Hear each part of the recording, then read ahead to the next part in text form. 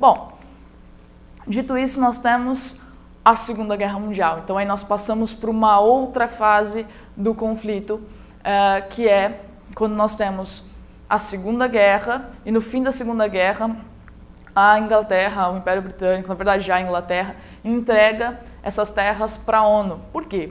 Porque desde que o sionismo começou, o movimento sionista começou a voltar muitos israelenses ou muitos judeus para essa região, nós temos um aumento dos conflitos, né? Árabes que já estavam lá conviviam com certa passividade ou com um convívio até harmônico com os judeus, até que esse retorno torna muito grande e esse Império Britânico, massacrando algumas vezes os árabes, torna ali uma briga, principalmente entre 36, 39, entre os dois povos. O Império Britânico e a Inglaterra, na verdade, não conseguindo mais conter isso ao final da Segunda Guerra Mundial, entrega esse território para a ONU, a recém-criada ONU, que decide, por conta de uma justificativa de compensação histórica, dividir o território. Compensação histórica por quê, Aline? Porque o povo judeu, vocês sabem, foram dispersos pelo mundo, estavam nessa região e foram dispersos pelo mundo no ano 70 depois de Cristo, pelos romanos. Importante dizer que não foram os árabes que expulsaram eles de lá, mas sim os romanos. E dispersos pelo mundo, durante a Segunda Guerra Mundial, eles sofreram o Holocausto, tudo bem? Então, o Holocausto, que após a Segunda Guerra Mundial chocou o mundo, deu aí a ONU a justificativa de, compensando historicamente, vamos devolver ou vamos dar uma parte deste território, devolver não seria nem o nome, mas dar uma parte desse território para os judeus. E aí eles fazem esse plano de partilha em 47. Olha só no mapa, é um plano de partilha um pouco engraçado, né? Porque não divide ao meio, ele faz um trançado de regiões. Isso porque se justifica porque já haviam alguns judeus voltando para a região e fixos em alguns lugares. Então, tentando respeitar a distribuição populacional, se dá essa divisão. E aí nós temos em amarelo, que seria o Estado árabe, e em laranja, que seria o Estado judeu, a região de Tel Aviv, do deserto do Negev. E é importante dizer que nessa divisão, a maior parte das terras, dizem entre 52% e 54% das terras, ficou com quem era a minoria em termos de população, que eram os judeus. Havia cerca de 600 mil judeus nessa época na região, né, que voltaram para essa região, ou que foram para essa região, e contra mais de 1.400.000 árabes. Então, a grande parte da região ficou com Israel. Mas é importante pontuar também que dessas terras, muitas delas estão localizadas no deserto do Negev. Então, terras não tão férteis assim, não tão produtivas. Por isso, até quase que se justifica essa divisão. Os árabes não aceitaram, tudo bem? O mundo árabe, os árabes que lá estavam e o mundo árabe em torno, não aceitou essa divisão. Primeiro porque ela foi feita pelo mundo ocidental e não consultou nenhum representante árabe.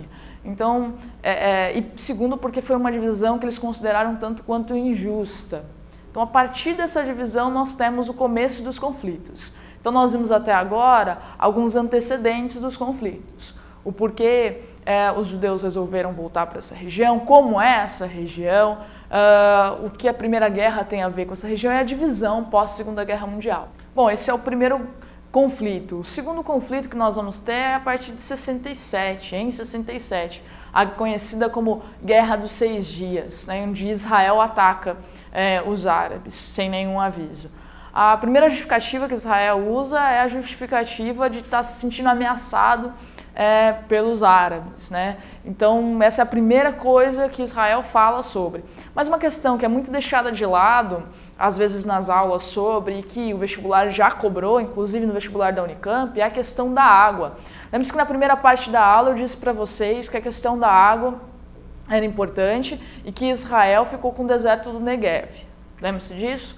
A partir de então, nós temos na Guerra dos 6 Dias uma tentativa de controle também das regiões onde nós temos aquíferos e também bacias hidrográficas, a bacia do Jordão e o aquífero das montanhas que fica na Cisjordânia. Então essa é uma questão bem importante, o controle da água tem sido discutido como um dos obstáculos à paz na região. Então, na Guerra dos 6 Dias, nós temos que Israel ataca e num ataque muito rápido, 6 dias, consegue conquistar várias regiões. Conquista, como você pode ver no mapa, a Península do Sinai, que até agora não tinha entrado na nossa história, que é a Península Egípcia, né, do Sinai. Também conquista a faixa de Gaza, a Cisjordânia e as colinas de Golã pertencentes à Síria. Então, todo esse território é dominado militarmente por Israel durante a Guerra dos 6 Dias. E a discussão que se tem, né, inclusive o próprio Barack Obama já falou isso, é a tentativa de um retorno a essas fronteiras anteriores a 67. Mas algo que não vem acontecendo, ou não vem conseguindo se concretizar nas negociações. Então nós temos a Guerra dos 6 Dias importantíssima no conflito. Depois da Guerra dos 6 Dias nós temos um outro conflito em 73, que é a Guerra do Yom Kippur. Dessa vez os árabes, sobretudo o Egito e a Síria, atacam Israel. Por que Yom Kippur? Veja bem, lembre-se que eu disse para vocês que a questão religiosa permeia a questão do conflito, né? Não é uma questão central, uma questão que aparece muitas vezes como central, mas é só o discurso, mas é uma questão que permeia. O Yom Kippur é um feriado judeu, pondo aqui que nem todo israelense é judeu, mas uma grande parte sim, tudo bem. Nós temos no Yom Kippur um feriado, o Dia do Perdão. E aí que o mundo árabe pensa? Bom, nesse feriado pode ser que vários judeus os militares estejam de boa em casa curtindo o feriado. Por isso é um bom dia para atacar. E a estratégia árabe faz muito sentido, porque num primeiro momento o mundo árabe começa ganhando a guerra, né? Os árabes começam ganhando a guerra. Mas a intervenção estadunidense faz com que Israel consiga manter os territórios anteriormente conquistados. Então nós temos ali o que já estava evidente, que era o apoio estadunidense ocidental a Israel, fica ainda mais claro na Guerra do Yom Kippur. E não esqueçam de fazer a ligação com o choque do petróleo, por favor. O que nós temos ali? Em 60, a criação da OPEP, da Organização dos Países Exportadores de Petróleo. Lembra-se que em grande parte contém países do Oriente Médio e a Venezuela, que é nossa vizinha. Quando os Estados Unidos ajuda Israel, né, e tem esse contra-ataque que consegue continuar com as terras anteriormente conquistadas, o que nós temos? O mundo árabe olha para aquilo e fala, bom, quem é um comprador importante do nosso petróleo? Pois é, os Estados Unidos. E que nós temos? Uma demanda e uma produção. Se nós diminuirmos a produção, o preço vai subir muito.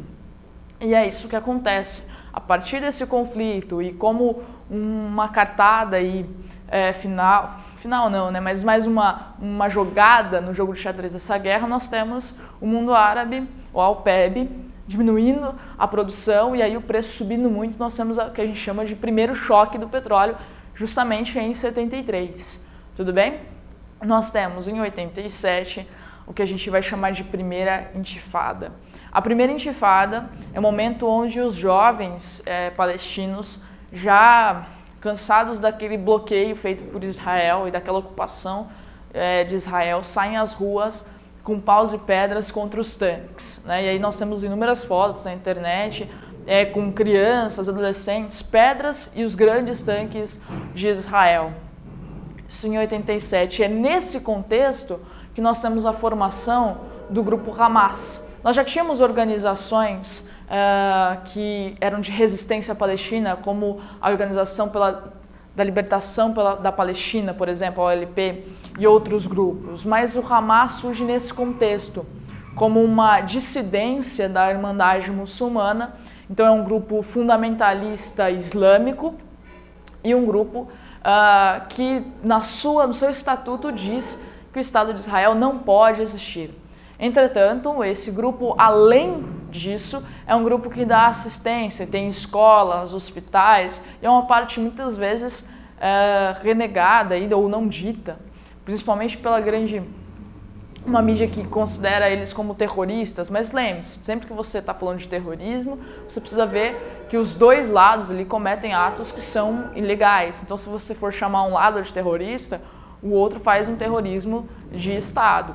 Lembre-se disso. Então, nesse contexto de primeira intifada, nós temos o surgimento do Hamas, que vai ser um importante grupo, um partido político, um importante grupo no desenvolvimento dessas questões, inclusive a nível de atualidades.